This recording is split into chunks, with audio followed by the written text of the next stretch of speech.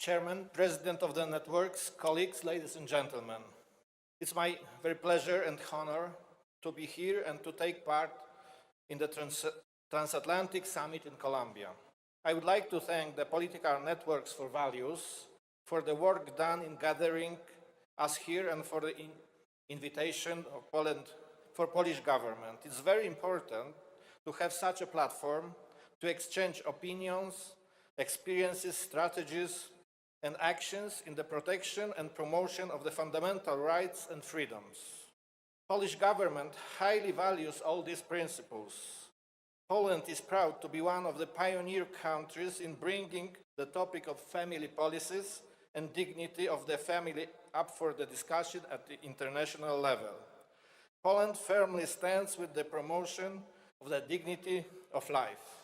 Ladies and gentlemen, in the transatlantic dialogue on rights and freedoms, social dimension is worth stressing because it's a key for building the trust and confidence of our citizens. Among factors shaping the national social policy, there are the binding international norms on human and social rights. However, in our opinion, strengthening the economy accompanied by an effective social system will contribute to the improvement of the socio-economic situation in a better way than any kind of international legal provisions. It's not disputed that the fundamental acquis on social matters cannot be infringed, but the standards are the subject of difficult political decisions made in democratic procedures. Efficient family and social policies should take into account specific situation of the society.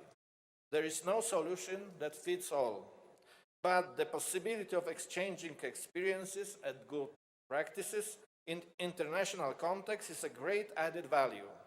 By learning from each other, we can avoid mistakes and see what works, and then adjust chosen solution to national context. I'm happy to be here, listen to the inspiring solutions and present the example of innovative program of Polish government. Implementing pre-election commitments of the governing party, Law and Justice, and the expectation of Poles, we have taken measures that in the long term will allow for a better use of the potential of the Polish society. Thus, they constitute a long-term investment in the development of the state. In the past, the governmental efforts focused on the labor market and employment, but the situation on Polish labor market continues to improve. According to Eurostat, in January 2019, the unemployment rate in Poland was 3.7%. Poland was among the 5 countries with the lowest unemployment rate in the European Union.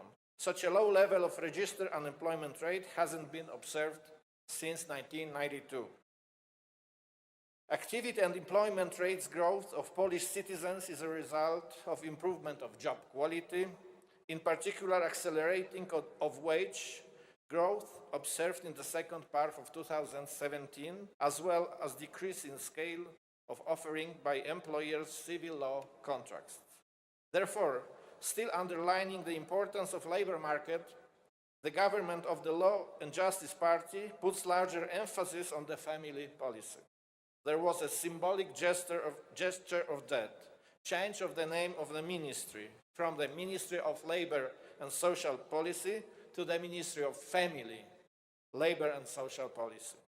The pre-existing solutions in the family policy were temporary, fragmented, and very selective in their nature.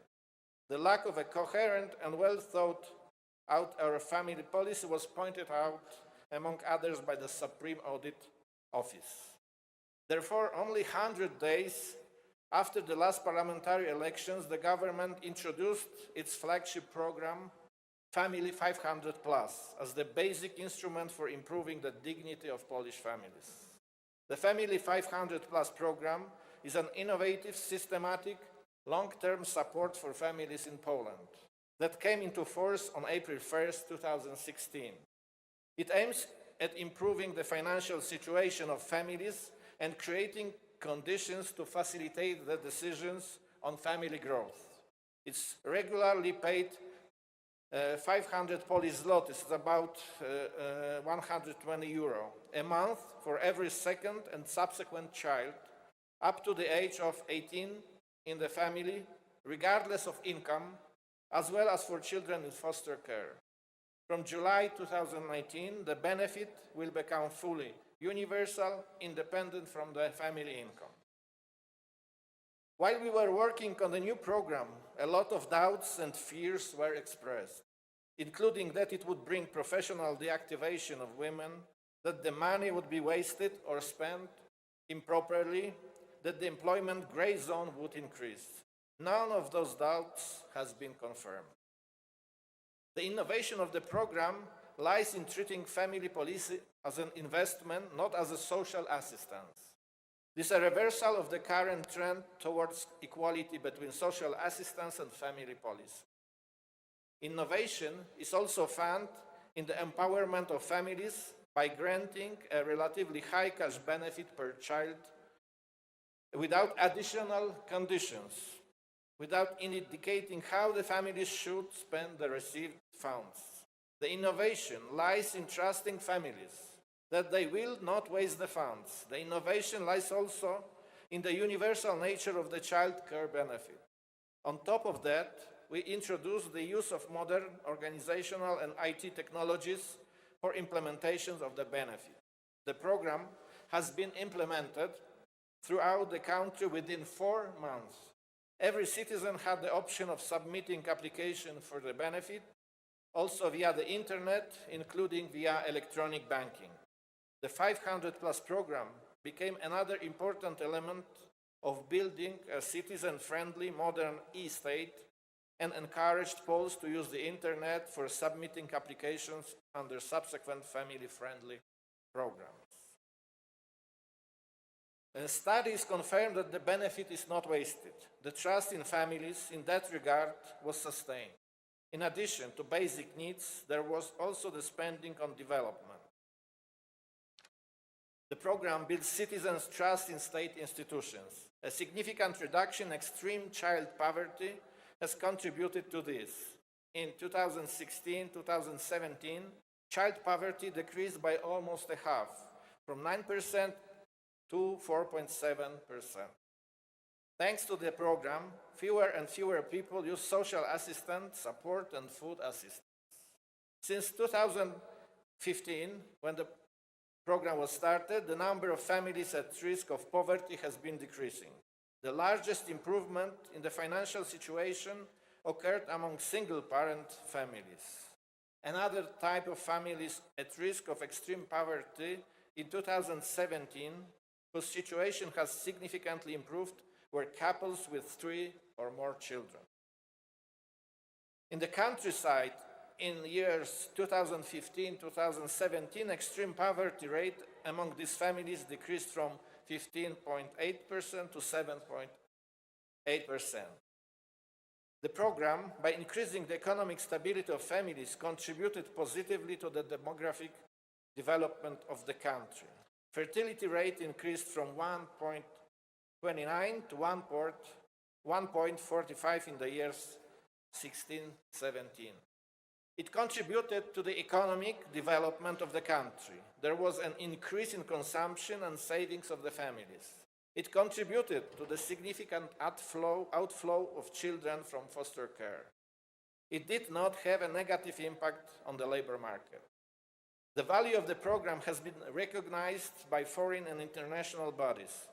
In 2016, the Polish government was presented with the award for outstanding achievements in family policy, namely for the program 500+, by 8th European Large Families Conference. In 2017, the jury of the Fighting for the Family Award presented Polish Minister of Family, Labor and Social Policy, Ms. Elżbieta Rafalska, with an award in the international category for the implementation of the Family 500+ program. The award is given by the Catalonia, a new platform for families, which brings together pro-family, social, educational, and welfare organizations working for families, promoting and defending family values. Also, in 2017, the Commander's Cross of the Order of Merit of Hungary was awarded to Ms. Elżbieta Rafalska in recognition of her efforts to strengthen and develop Hungarian-Polish relations in the area of family and social policy. This prize is of special importance because we find Hungary a reference point for Poland as a nation that has first paved the way for a certain view of the family policy which based on values, foundation and identity. Poland considers family as a cornerstone of its society, and thus we attach great importance to the implementation of policies, plans, programs, and actions, both at the national and regional level, aimed at supporting and strengthening families in every aspect of their lives. Introducing family-oriented policies constitute a cross-cutting activity of our government, and we believe that such an attitude will significantly accelerate progress toward achieving most of the sustainable development goals. Thank you very much for your attention.